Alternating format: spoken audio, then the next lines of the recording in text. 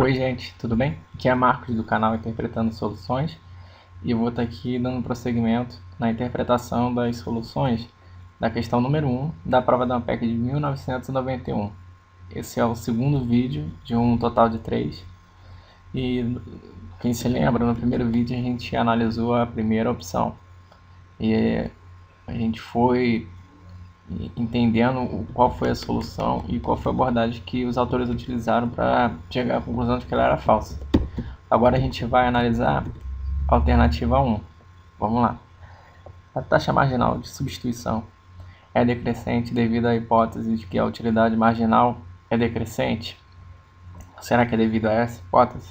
Exatamente, vamos ver. Vamos descer um pouquinho. Aqui, ó. Os autores eles chegam à conclusão de que essa alternativa é falsa. Como que eles chegam a essa conclusão, né? Vou ler aqui um pouquinho, depois eu vou explicar.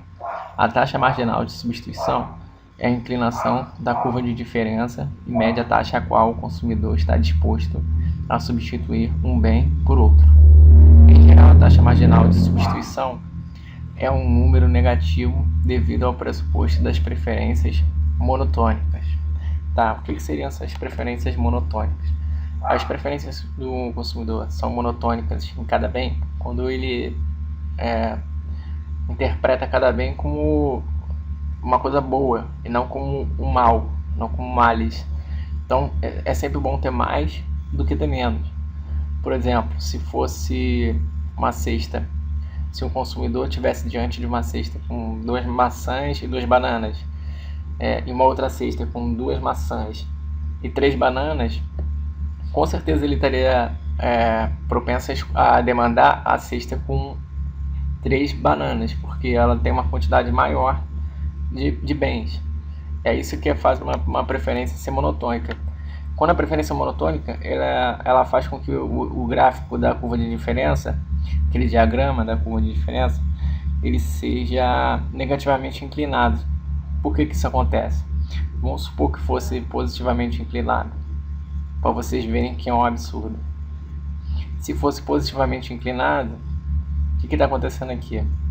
Está aumentando a quantidade do bem X, a quantidade do bem Y, e o consumidor continua indiferente. Por exemplo, aqui ó, aumentou da... caramba! Aumentou daqui para cá, aliás, daqui de baixo para cá, tá vendo? Aumentou a quantidade dos dois bens, porém está dentro da curva de diferença, e ao estar dentro da curva de diferença, quer dizer que o consumidor trata essas duas cestas, essa cesta aqui e essa cesta aqui, como a mesma coisa. Isso não pode ser verdade, isso é um absurdo, porque as preferências monotônicas falam o quê? Que se aumentar a quantidade dos dois bens, o consumidor vai se sentir melhor. Então ele não pode se sentir indiferente. Então a gente acabou de provar por absurdo que isso aqui não pode ser uma inclinação positiva quando as preferências são monotônicas. Então vamos lá, vamos prosseguir para não tomar muito tempo. Preferências monotônicas implicam que quanto mais bens o consumidor possuir, melhor ele se encontra, ou seja, na cesta de consumo do indivíduo existem apenas bens e não existem mais. Desse modo, partindo do pressuposto de preferências monotônicas, nos dois bens, as curvas de indiferença que as representam possuem inclinação negativa, que foi o que eu acabei de falar aqui no gráfico do lado. Já o fato da taxa marginal de substituição ser decrescente decorre da convexidade estrita da curva de diferença, que quer dizer que o consumidor sempre prefere consumir quantidades positivas de todos os bens, ao invés de se especializar no consumo de apenas um. Bom, o que é a convexidade estrita? Na realidade, existem alguns tipos de curva de indiferença. Por exemplo, para bens substitutos perfeitos, existe uma curva de indiferença com a inclinação menos 1. Seria assim, por exemplo. Isso é uma curva de diferença. Só que geralmente a curva de diferença não é assim. A curva de diferença mais geral é essa aqui, que é ela estritamente convexa. O que é convexo? É essa barriguinha. está apontada para a origem do gráfico. Isso é a convexidade. E isso faz com que o quê? A gente sabe que essa reta tangente aqui é a taxa marginal de substituição. À medida que a quantidade do bem x, que é a abscissa aqui do gráfico, aumenta, a gente está vendo que a taxa de inclinação da reta tangente está diminuindo. Se está diminuindo, o que acontece? Para pequenos movimentos de y, o x se movimenta muito, ou seja, o consumidor vai estar disposto a abrir mão de uma quantidade absurda de x, muito grande, para obter uma pequena quantidade de y. Ou seja, quanto mais de x o nosso consumidor tiver, menos ele vai querer demandar de x e mais ele vai estar disposto a abrir mão para conseguir y. Ou seja, a pessoa é como se a pessoa estivesse enjoando, ela tem muito de um certo bem, e ela, então assim ela está mais disposta, mais propensa a abrir mão dele. É isso.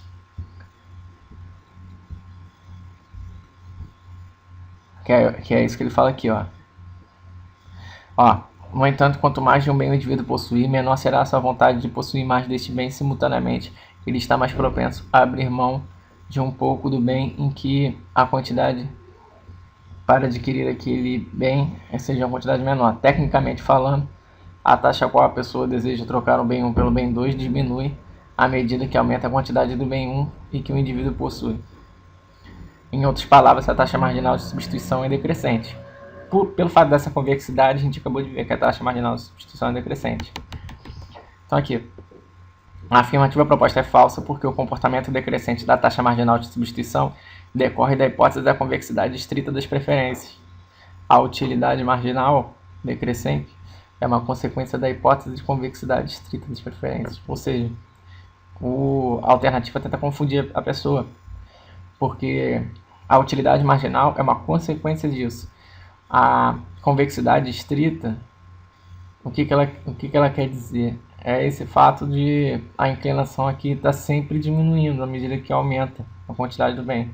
Que na raiz significa isso, que o consumidor acaba, de certa forma, enjoando por ter uma quantidade excessiva de um certo bem.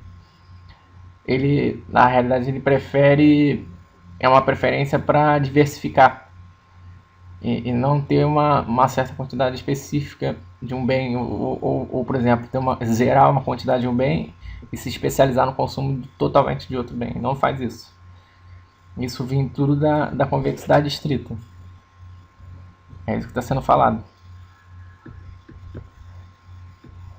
A utilidade marginal é o quê? É o quanto de utilidade que ele consegue na margem, que é um outro assunto. Ele está misturando os assuntos, ou seja, na realidade a hipótese que faz a convexidade ser desse jeito é essa. A taxa marginal de substituição só é desse jeito por causa da convexidade estrita. Aqui nos bens cujas preferências do consumidor para certo bem sejam de substitutos perfeitos, a convexidade não é estrita. E não aconteceria isso. Não aconteceria de ser decrescente, ela seria constante. A gente sabe que a reta tangente é uma reta, é sempre a inclinação da própria reta. Ou seja, o consumidor não estaria tão propenso a se diversificar, como acontece aqui nessa curva. Então vamos lá, vamos pular para outra opção. Aqui. Vamos ler lá no enunciado. Na abordagem cardinal, a função de utilidade é aditiva? Então vamos lá. Falso. Por que os autores consideraram falso? A aditividade da função de utilidade é relacionada com o grau de substituibilidade existente entre os dois bens. Vejamos exemplos da função aditiva típicos da economia. O que acontece? A função de utilidade, para ela ser aditiva, não depende de qual tipo de teoria que você está adotando, qual é a abordagem, se é ordinal ou se é cardinal, porque as duas abordagens utilizam a função de utilidade da mesma forma, praticamente. Porque elas mudam a interpretação do resultado que sai dessa função de utilidade, dessa conta. Por exemplo, na abordagem cardinal, o número que sai da função f de x, y igual a x mais y não importa. Por exemplo, se saiu 40 na abordagem cardinal, isso importa. Se já na abordagem ordinal, não. Esse 40 não importa. Se um resultado é 40 e o outro é 50, a diferença de 10 que existe entre eles não é tão importante. Porque o que importa é simplesmente a ordem, é o fato de um ser preferível ao outro. Uma sexta ser preferível ao outro. É isso que diferencia o cardinal do ordinal. Mas isso não retira a aditibilidade das funções. Essa aditibilidade é simplesmente uma questão de como se formam as preferências. Se as preferências entre os dois bens tratarem eles como substitutos perfeitos, eles vão continuar sendo aditivos. Não adianta, não, é como se fosse uma confusão, ele tentou misturar as coisas, por isso que é falso. Bom, o resto eu vou deixar para outro vídeo, para não ficar muito longo. É isso aí, pessoal, até mais.